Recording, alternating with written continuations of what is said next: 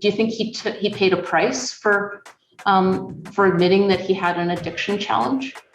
I think in hindsight, yes, it did, but I feel like it motivated a lot of other athletes because, a lot of men, especially professional athletes at that level, it's hard to open up, because of the stigma, because they don't want to be judged. And then somebody like Brett Favre, somebody who's well known, who's a quarterback, who won a couple Super Bowls, it's like, it's in a way motivating to hear him talk about some of the things that he was dealing with. We move the change. You hear what I'm saying? Real players can relate because they the ones that was playing. Be great. Just wait. We be really in the field. Now we really on the mic, speaking truly how we feel. For real, screaming hut one, hut two. Tell me what you going. Welcome back, everybody, to Move the Chains. I'm your host, Matt Baker, and for this latest episode, we're going to discuss a very important issue, yet it's an initiative that we at the Lions are very proud to be a part of.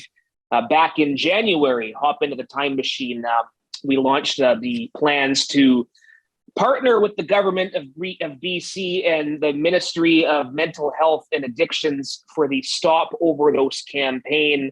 We encourage everyone to check out stopoverdosebc.ca, and bclions.com. We have our own Stop Overdose website.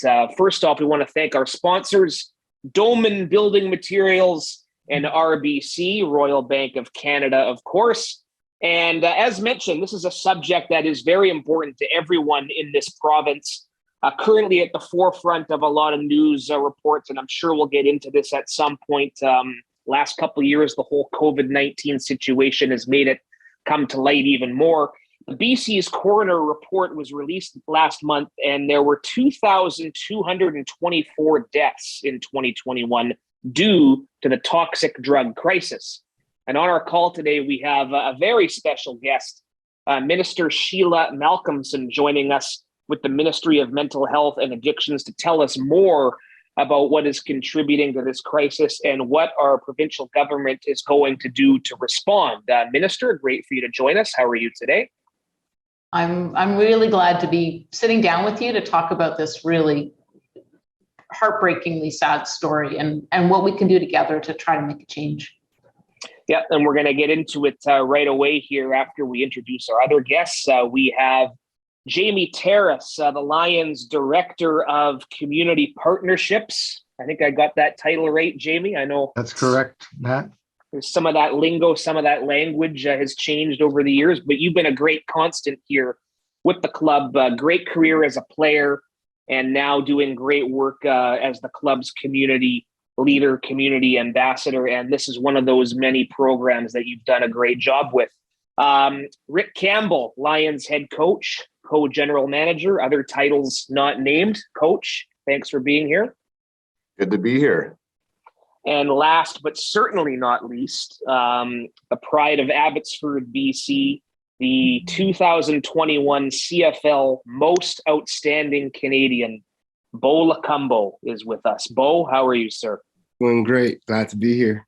Yeah, great. And I think our first chance to talk to you in interview form since the Player Awards in Hamilton, and that was no doubt a big night for the organization. But again, we're here talking about the toxic drug crisis, Stop Overdose, and again, stopoverdosebc.ca. Outside of this podcast, a great tool for anyone to read up on it. Minister, we'll start with you. Can you provide a bit of a background on the public health emergency and what's changed since this was first declared in 2016? Yeah.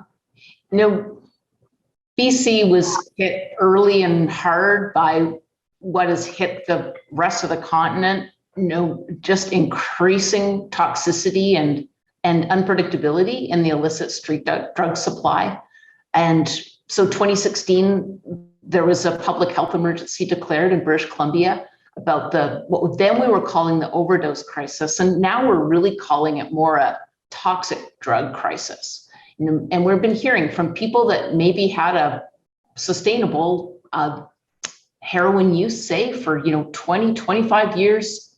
They've been taken by just getting into something much stronger, more toxic. something that suppresses breathing, people dying of an overdose of what used to be a drug that they could handle. Things have gotten so much worse, though, since the pandemic. In 2019, we had started to see overdose deaths drop, and that carried into the first 2 months of 2020 last year, 2 years ago, gone. But pandemic measures, it's now really broadly recognized, led to a lot more drug toxicity as the border closed and people started manufacturing more their own illicit drugs, such that right before the pandemic, the people that were dying of overdose, the coroner found they had 4 to 8% fentanyl contamination. Now, last month of 2021, between 24 and 28% fentanyl contamination. And then there's other drugs as well, benzodiazepines that suppress breathing and don't respond to naloxone. So even though as a government, we've been throwing in more treatment, more prescribed safe supply, more overdose prevention sites, more public education, really trying to combat that stigma to say, please, people don't use alone. It's dangerous. Buddy up, connect with healthcare. We can connect you with treatment and safer ways to use drugs to try to keep people alive in this crisis. People's mental health has gotten worse. People are more isolated. And the drugs are more toxic, which is right now just tragically outpacing our addition of new supports. So we're still fighting as hard as we can. We're still adding new treatment beds, new healthcare interventions, more harm reduction interventions almost every week. Never been so much added into healthcare to try to make things better. But conversations like this really make a difference because we need to lift the lid on addictions. We need to have people not be frightened and ashamed to talk about it. So that gives them the first opportunity to get connected with care. And this is a real point of leadership that we really are counting on. So hands raised to BC Lions for being part of that really difficult conversation. Yeah, I think I know me personally, I know people who have, had addictions and been impacted by the fentanyl crisis like you've talked about. And and that's one of the many reasons we're happy to be partnering. Before I go around the Zoom call here, so to speak, and talk about everyone's specific role with this project, I started with this football club in 2016. I wasn't really aware at all of your ministry, mental health and addictions. How much more of an impact have you made overall these last few years? I know you personally were elected in 2020, I believe, correct? But how much more work has your ministry done with this crisis just over the course of the last couple of years compared to before that, say? Yeah.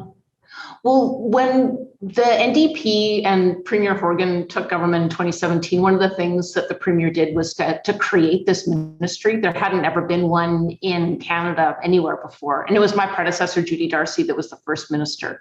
So the intention, the way the Premier talks about it, is just to have someone who just wakes up every day saying, this is the single thing that I'm focused on. And I'm especially grateful for that. If this was all under the health ministry, can you imagine Adrian Dix doing COVID and overdose response? So, honestly, the service delivery still happens through the healthcare system. Every health authority, every part of the province, including First Nations Health Authority, they're the ones that are delivering the services and also reflecting back to me, like this is what the North needs, or this is what the Island needs, because they're different, geographic responses. And then we're doing really cool things like partnering with, we can maybe talk about that a little bit more, construction industry and different ways that we can kind of have get a foot in the door of talking to different sectors. Because again, this isn't one size fits all, but it's my job to create the plan, implement the plan, advocate for the budget, administer the budget, but it's still health authorities and the frontline service groups,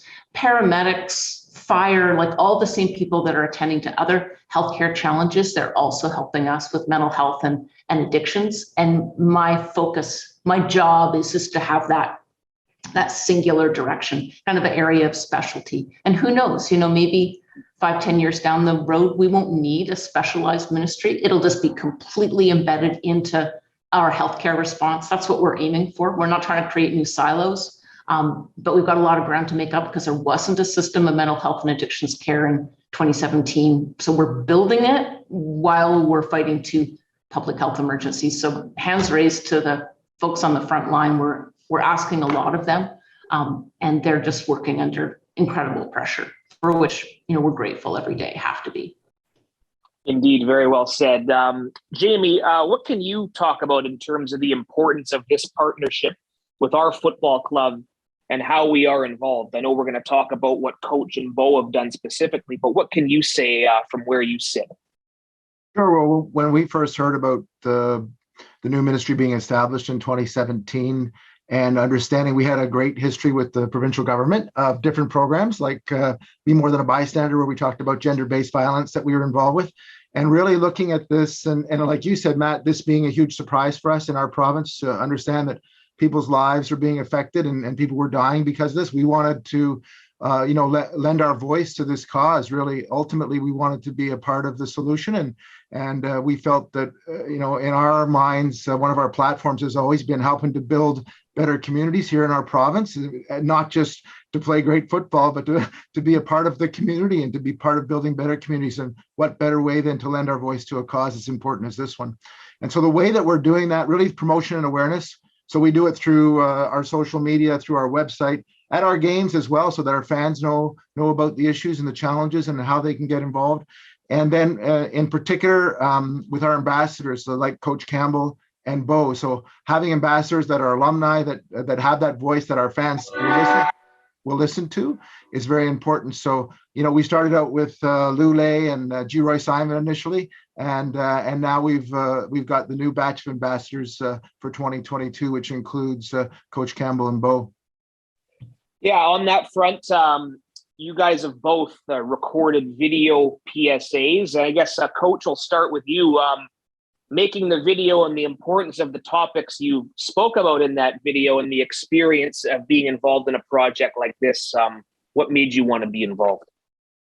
I think the thing, the eye openers for me was just the awareness. I was aware of the issue, but the more you dive into it and understand the big challenge of it, you really understand the scope of the problem and know that resources need to be put into it to help the cause. So obviously I did a very minor part, but Vancouver's my home. I'm proud of living around here, and you want it to be the best it can be for everyone. So that part of the awareness of it, and then I think also just the stigma part of it for me is addiction and drug use and stuff. We need to have a little more compassion and understanding, and I just think getting to those steps of starting the conversation like we are today, I think that's where we can do some things to help. So I know just for me as an individual, it's just been hugely valuable because I've learned a lot more. I knew some, but I didn't know it all, and so I want to make a point for myself as an individual just to educate myself and then learn how I can help out. Bo, how about yourself? Yeah, so I spoke on how it's important not to assume what we think addiction looks like and the type of people who we might assume are addicts, because it could be anyone, right? A family member, a coworker, maybe even a CEO of a big company. I know how important it is to reach out, to let that person know that you care and that they're not alone. And I touched on the importance of language. I think, the language we use has a direct and deep impact on people. By changing the words we use to talk about drug use, that reduces the stigma, right? So, using kind words can make it easier for someone to speak up, to feel understood, or to receive help. It's important to make yourself approachable. And it might not always be an easy conversation to have, but just by making yourself available, using language that shows care and concern rather than judgment, that goes a long way. So for me, it was a great experience. It's still a learning experience. I'm learning a lot through this. We know that stigma around addiction makes it harder to reach out for help. And people who use drugs, especially those struggling with addiction, face barriers. to getting help. And that's why I wanted to get involved, because I want to be a part of that group that ends the stigma. This experience, it gave me more insight and on the severity of the drug crisis here in BC. Well said. Minister, you've spoken a bit about some of these statistics that are out there, and I've heard that men are overrepresented in the drug poisoning crisis. How true is that, and can you speak to that a little bit? It's 70% of the people that have died have been male. That's just stunning to me. And honestly, we don't know for sure why that is.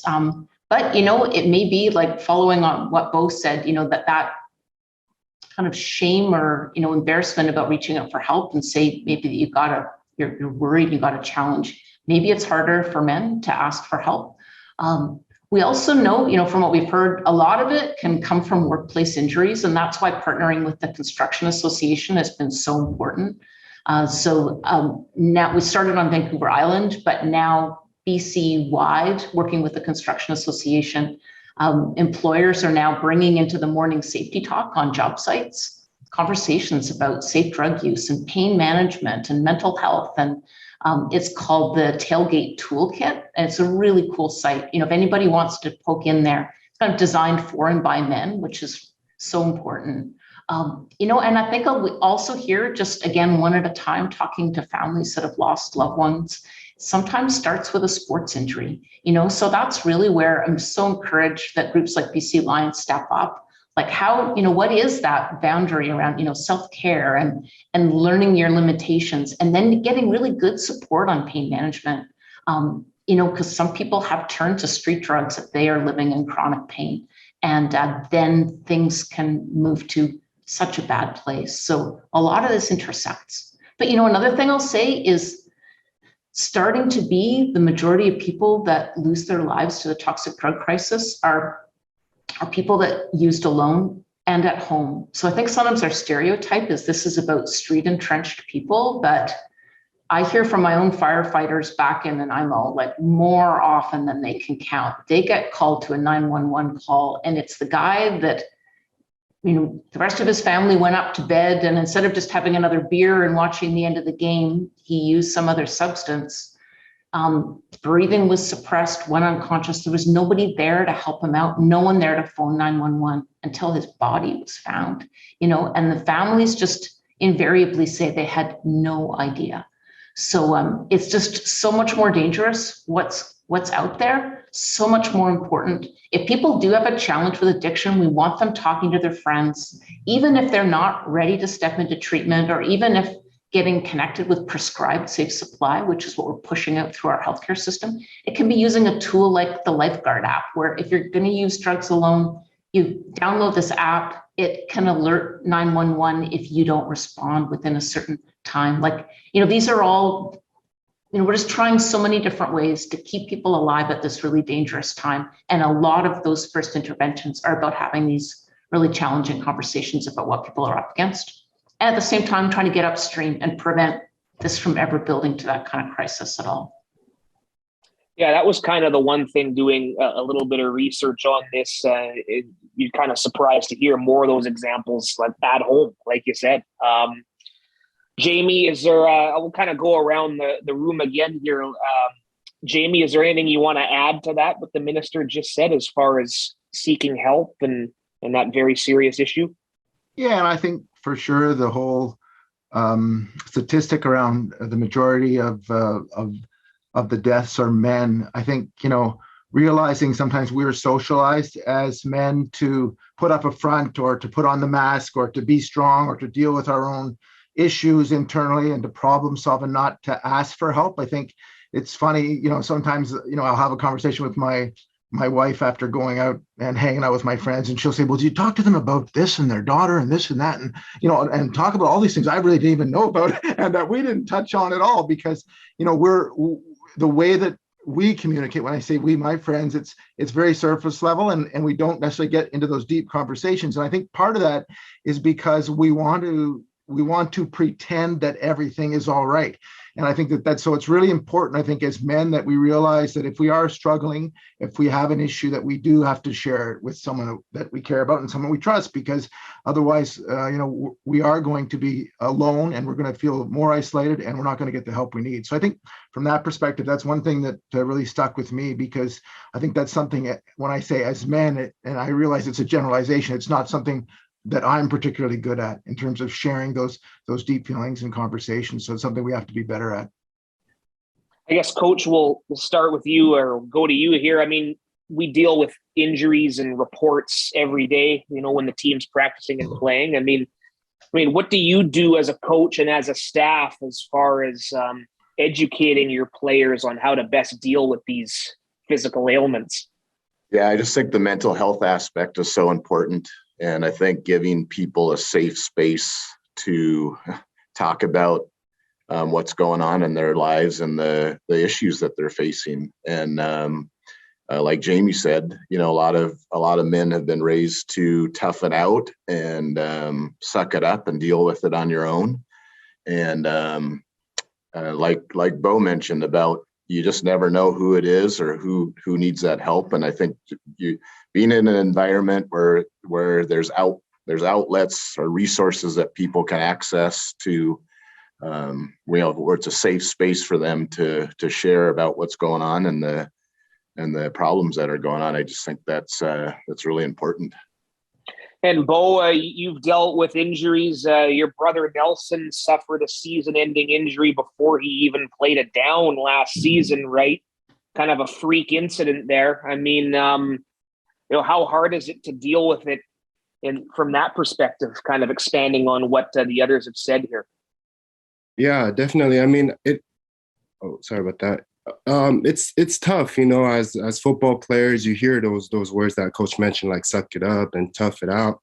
Sometimes that tells men not to ask for help, the way it comes off. And it forces men to bury their emotions. And, being a football player, you have to be able to practice through considerable amounts of pain and injuries, and you have to suck it up, because if not, you risk losing your position, playing time, and ultimately your job. The pressure from peers in society and what it means to be a man can be overwhelming, unfortunately. And some men deal with these challenges on their own. Sometimes they turn to the substance, and that's the only way to get by. And it shouldn't be that way. A perfect example I could think of is Brett Favre back when he was playing for the Packers. Yeah, in 1994, he and this is out there in public, but he got addicted to Vicodin. It started with a separated shoulder. It was a pretty substantial injury against the Eagles. And he started with 2 Vicodins a day, and he enjoyed the effect of the pills, and it turned into 4, turned into 6, turned into 8. And eventually he started to take 16 Vicodins a day. And that's just not right. So I feel like the support is important. I think creating accessible tools to help men develop effective coping skills has a huge potential to counter the negative effects of cultural attitudes towards men. Encouraging men to reach out to people around them for support is another way to show men are not alone and can lower the impact of pain and overuse of substances. So when I was talking to my brother, I encouraged him. I made sure I was there for him, and I made sure that he didn't go through that rabbit hole of wanting to try something, because it's important to have somebody for him to talk to and to encourage him, to motivate him. So yeah, I feel like having a strong support system is very crucial. Hey, Bo, can I ask a question? Like when Brent made that admission publicly, that was a big deal. And as kind of a good example of using your voice and your platform. But do you remember what that felt like to you at the time? And do you think he paid a price for admitting that he had an addiction challenge? I think in hindsight, yes, it did. But I feel like it motivated a lot of other athletes, because a lot of men, especially professional athletes at that level, it's hard to open up, because of the stigma, because they don't want to be judged. And then somebody like Brett Favre, somebody who's well known, who's a quarterback, who won a couple Super Bowls. It's like, it's in a way motivating to hear him talk about some of the things that he was dealing with and the injuries that he was dealing with. I think that even myself, when I was at Oregon, I was dealing with the injury, and I was kind of starting to go that route of starting to drink more and starting to use substances, unfortunately, because of what I was going through. And I realized that it was just a bad deal for me, and I knew it was going to end up in the wrong way. But I had a strong enough support system. My family, I would talk to my family, I would talk to my brothers, and they kept encouraging me. And so I feel like having a support system like that is very crucial, especially for men, because men have a hard time expressing themselves already naturally. They don't want to show weakness. And especially as a football player, you don't want to show any weakness. Yeah, that was around the time. Yeah, go ahead. I was just going to say, and I think when you have someone of Brett Favre's status speaking out, it does give other people the courage to speak out as well, because they recognize that, even someone as awesome as Brett Favre struggles and has challenges and has to deal with them. And if he can speak about them, then maybe I can speak about my problems as well. I was just going to say that, yeah, I think he was the NFL MVP at that time, or around that time. This is the MVP of the league dealing with this. So no doubt when someone of that stature comes out and, admits he was taking, I think, a month worth of painkillers, then naturally that is going to encourage others to come forward and deal with the problem. And it's a good segue into talking a bit more of that stigma. I mean, Minister, you see this a lot. A lot of people are afraid to seek help for fear of being judged, ridiculed, whatever you want to describe it. What does your organization do to help address this stigma? Yeah. We're trying to hit this from so many different angles. One of the things we're doing is we've applied to the federal government for decriminalization of people who use drugs. So this is not like what Prime Minister Trudeau did with marijuana. This is not legalization, but it's saying someone who's in possession of a small amount of illicit street drugs, we don't want them to hide their addiction and use drugs alone because they're afraid of getting a criminal record or impacts on employment. We want police to focus on the drug dealers, and we want to say we're decriminalizing personal possession of illicit drugs as a way to more clearly assert this is a healthcare problem and not an issue for the prisons and for police. We want police focused on true crime. So there's one. Programs like this, really important, just normalizing, having conversations about it. It's like any other, a physical injury, a psychic injury. We just need to talk about this as a healthcare challenge and have a player be able to go to a coach or a patient go to a doctor and say, I think I'm in over my head here and I need some more tools. Can you help me? Or to your parents. And if you admitted that to your family and you got met with scolding and shame and thinking this is a moral problem, then that just makes the addiction and the drug use go underground again. And especially at this time, it's so dangerous to do that. And then, like lots of kind of online media stuff and storytelling too. Like we had this great, I was just so honored to meet this guy here in Victoria named Trevor Botkin. He works with Hero Work in Victoria. He talked about working in construction industry, 25 years, keeping his energy going with some kind of substances and really being in over his head and thinking he was going to lose his job if he talked about it. And he found a way to get support, have a supportive family, admit that he needed more help. And now he's someone that is, kind of like we're doing here, talking within his sector about how important it is to overcome that shame, that stereotype about who is a drug user or who is someone that might fall to overdose, and what we can do to navigate into those healthcare supports that we're building up. But if people are too embarrassed to ask for help, then we won't get them into those treatment clinics or into the safe consumption sites. So healthcare has to be paired with that, kind of myth busting about what addiction is and and that we all need and deserve help in a dignified way. Jamie and the fellas, how much did you guys realize how the criminal aspect of illegal drugs contributed to this stigma? And did any of you perhaps have any comments or questions for the minister building off that? Well, I think it's really interesting. Obviously, I think it makes a lot of sense that if it was a criminal activity, people would be embarrassed about it and would be afraid of being judged about it. So I think that decriminalization could do an awful lot to change the whole perspective of stigma and drug use. And I think, of course, the police need to go after those dealing illicit drugs and threatening our kids with drug use and those sort of things. I think that's very important. It's not the same. Supporting someone is not the same as condoning, I guess, the drug use in some ways, right? I think if that's the way to say it, it's saying I'm here for you. We all have challenges. We all have things we're going through, and but we won't know about your challenges if you're afraid to tell us because of the embarrassment and the judgment that you think you're going to get. So I think that decriminalizing will have a huge impact on that aspect of stigma.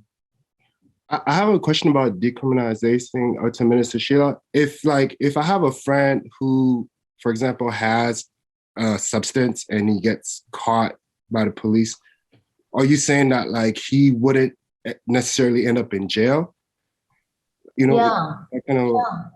So, I mean, this needs the federal government to say yes, and we don't have approval yet from them, but we worked on this actually with police and with people in healthcare and, all through the system. It was really broad in a way that we heard a lot of voices to build our application. So in what we're proposing, if the police find someone that has got a certain number of grams of illegal street drugs on them, but it's they say this is just for myself or for me and my boyfriend, then the police make that determination based on the volume and not just what it looks like. Then it's like, okay, this is personal use.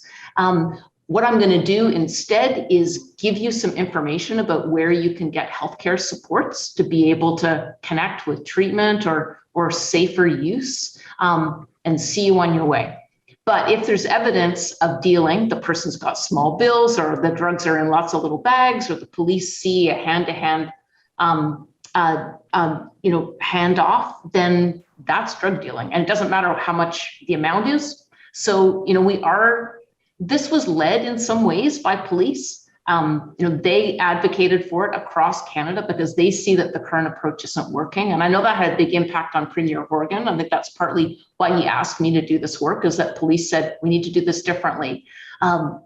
So they still make that judgment call based on what the activity is. But yeah, that's right. So if your friend got stopped by police with that amount, then they would get given some information about healthcare. They would not be arrested or interrogated on that. Interesting, because I was just wondering, because when I went to school at Oregon, and I had a teammate, his name is Coach Rick, and he was super talented. Like, this kid was super athletic. He made the NFL, but he had issues. And I remember one time he got caught by the police in Oregon, and they arrested him.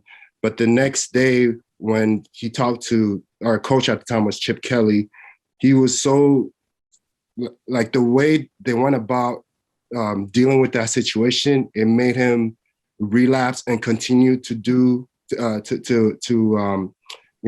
those substances. And I'm like, looking back, I'm wondering if it was dealt a little bit differently, if he would have cleaned up his act, and if he would have went back on the high road, because I feel like just what happened from that situation was like a domino effect. It continued. And this kid was so talented, and he was such a good kid, but unfortunately, his drug problem caught up to him. And I'm just wondering if it was another way to deal with that situation at the time. Yeah, I mean, that's what we would have wanted, is to, in that situation, he gets met with healthcare support rather than a criminal penalty or the embarrassment. And Oregon's moved on since that time, and British Columbia is trying to as well, and we're really hoping that we're going to get a yes from the feds. That's very useful because that's a question a lot of people have, the exact differences between decriminalization and legalization. I mean, before we move on and hit on a couple of other topics, Minister, is there any outlet people can seek more info on those differences at Stop Overdose? Yeah, I think that you'll probably be able to link through there on what the what the difference is between decriminalization and legalization. But in a way, really, like the big message that I would just want to give to anybody is substance use and addiction and mental health. These are healthcare challenges. They're not moral issues. They're not police issues in our province's mind. And honestly, the way that a lot of the police in British Columbia are carrying out this work already anyway, there aren't a lot of places where people are small time are getting charged. So it's kind of de facto in some ways, but that's not broadly understood. So I get it. Like, you're a young kid who gets found with drugs and your parents find out, in some communities, some families, that is going to be like deep punishment. And instead of oh my goodness, we have a problem, we need to get you to the primary care center, urgent primary care center, or family doctor, or the student counselor within the school. We need to have some good conversations about what is at the root of the pain, or the trauma, or the mental illness, or the social anxiety, like all the things you think of. People might have a few too many drinks at a party because they're just, not comfortable in themselves. The same kind of thing can happen with these really dangerous drugs. And we want there to be a healthcare response, not embarrassment. And yeah, lots of tools at that Stop Overdose website that we've set up and that you're helping us promote, just to really encourage those family conversations, those friendly conversations. And if friends even just say, to someone that they're worried about, hey, can we talk about this? Do you need some help? Rather than shaming them about their substance use, to say, I'm worried about you, I love you, and I want to see if there's some help we can help direct you to. And know that we're building up that help support system, but we need to remove the embarrassment about people accessing it. Yeah, because Minister, it's not just the embarrassment for the person who is caught, or who is struggling with the challenge around drugs, but it's also the family, right? That whole stigma around the family and the network and everything else. You think about it where, if someone is sick and people come over and are helping out, right? They're bringing you food, they're saying, what can I do? But that's not really the case, I would say, when it comes to an issue with drugs, where that stigma not only affects that individual, but it also affects the family, because people are kind of standoffish. They don't want to talk about it because of that embarrassment factor, I think, right? Yeah, these are very important and complex issues, and we definitely appreciate all the detail going into this conversation on Move the Chains. Before we are finished, though, we want to talk a bit more about some of the positive things that are going on with this initiative, specifically reflecting more on what the BC Lions can do and what we can do to help tackle this problem. Coach, anything else on your mind as far as anything else we as an organization are proud to do? Yeah, I mean, just even this conversation for me, listening in is helpful. And like I said, I think it comes down to awareness of understanding the issue and understanding these topics that we just talked about. I think talking about stuff, getting it out in the open is so key. I was actually a healthcare studies teacher in high school way back in the day, and I remember talking about drugs and things and all that. I just think of like we've talked about, is not stigmatizing it, not shoving it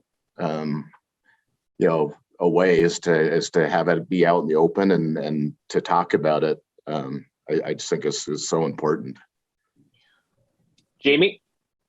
Well, I mean, I think I think it's been very illuminating for me as well. I come from that era where, it was kind of like, you have to be responsible for your own actions, and it's your choice to use drugs, and so you have the consequences. You have to deal with those consequences. I mean, that's kind of the mindset that I came through. So even having to look at my own mindset and to re-examine the way that I think and the way that I approach this issue. I think it's been very, very illuminating. And so, like, thanks so much today for the conversation. And we're very proud as an organization to continue this conversation and to lend our voice to such a very important topic so that we can help to create change in our province. Bo, anything else you can think of as you continue to be involved with this project?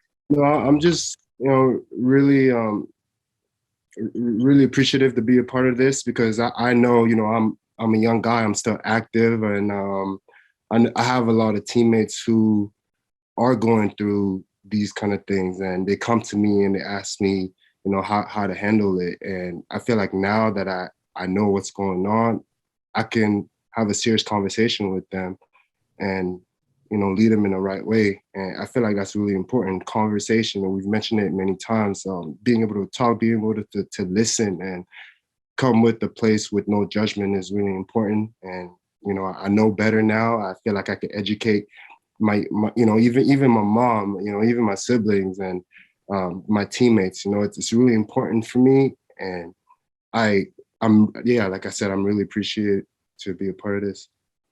And Jamie, I wanted to ask you one more. I mean, you're a big part of the alumni, and you've keep in touch with a lot of those great former players, and I'm sure you keep in touch with some of the current players that are retiring, and that's something you hear. Some people have difficulty transitioning post-football and figuring out what they're going to do.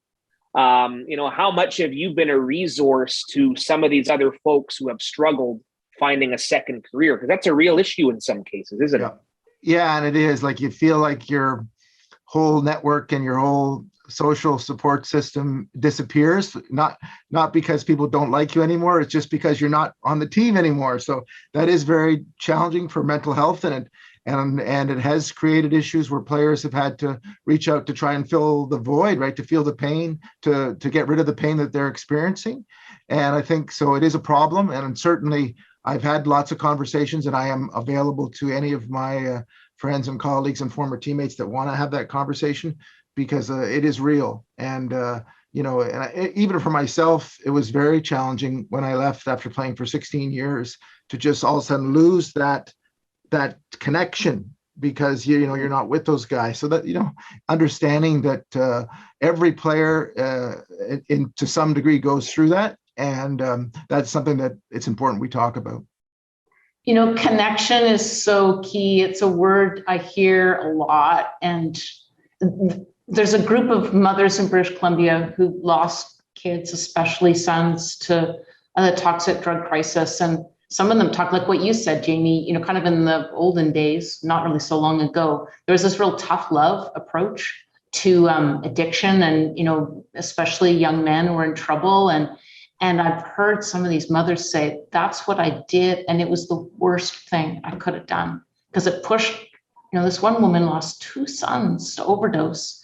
And she says, I pushed them away with tough love. And what they needed was connection. And that's what addiction needs, is connection more than anything else. So you've got a tribe like built right in, through your club and through the fraternity. And I just really salute you guys for using that voice, because it is life-saving. It really is, that connection and that love that you show each other. And especially after this really tough couple of years where people are more disconnected and, it's and under a lot of pressure. So this is really good connection. I'm so glad to speak with you all today. And I guess the last one for you, Minister, what are the next steps for the province? What's to come here? We're still working every day to build up that system of care. Almost every week we've got new announcements, adding more detox beds, adding new supports in between detox and treatment.